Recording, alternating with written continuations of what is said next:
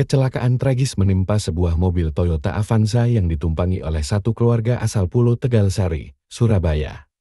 Kecelakaan terjadi di Jurang Sendi, Pacet, Mojokerto, pada Rabu 10 Juli sekitar pukul 3 sore.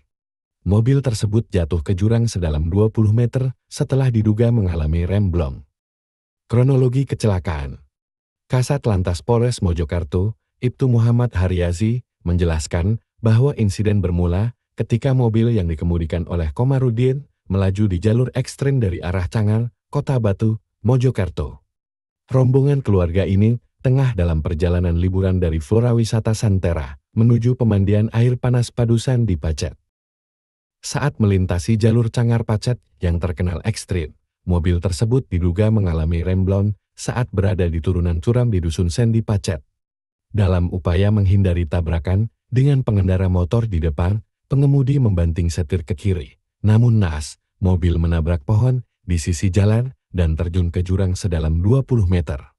Akibat kecelakaan tersebut, 2 penumpang tewas di lokasi kejadian dan 9 lainnya mengalami luka-luka. Seluruh korban saat ini berada di Rumah Sakit Sumber Glagas, Pacet, Mojokerto. Polisi masih terus melakukan penyelidikan untuk memastikan penyebab pasti dari kecelakaan ini. Dugaan sementara menyebutkan remblong sebagai penyebab utama hilangnya kendali mobil.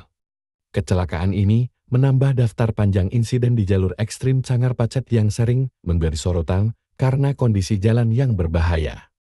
Para pengemudi diimbau untuk selalu memeriksa kondisi kendaraan sebelum melakukan perjalanan, terutama di jalur-jalur yang dikenal ekstrim.